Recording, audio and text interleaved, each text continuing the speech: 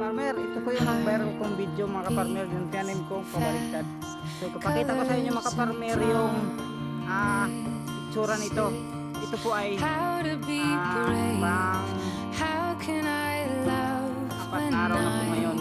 So sigurado may ugat na siya. Ipakita ko sa inyo yung ugat para manahimik po yung nagsasabi ipakita daw yung resulta, pero ang kukulit nyo kaya kahit wala po siya nagatubo, pero ipapakita ko sa inyo buhay na sigurado ito, hindi na namamatay kasi sabi nila baka daw mamatay. Sigurado ba yan?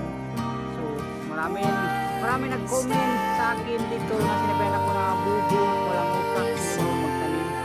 So kaya po umabot na 1,900,000 ating viewers. Kaya maraming salamat po pagsuporta. Ito ay nag-viral. Pakita ko sa inyo mga ka-farmers. Ang sa akin po mga ka-farmers, kahit anong patanim nabubuhay. So hindi po yan namamatay, no? Paliwanag ko lang sa inyo. Gano'n siya mga ka-farmer, oh. So ayan mga ka-farmer, yung ebidensya, oh, nakikita nyo, medyo masilaw lang pero klaro siguro, yun, oh. Yan, lumalabas na po yung ano, oh, tapos yung ano niya, yung ugat, may ugat na sa buhay na pero ito pa, dalawa. So nagalabas na po yung ano, yung tubo niya, oh. So ayan mga ka-farmer, oh, tatlo. Ayan po, tatlo na. So tatlo, ayan po, may nagalabas pa, oh, kaso maliliit pa siya, oh.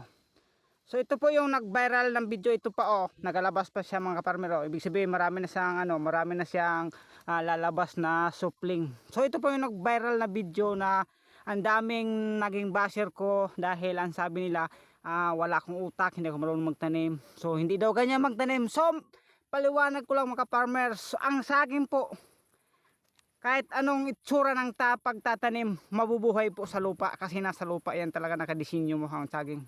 So ito na po yung resulta, oh, makikita nyo ito na yung resulta.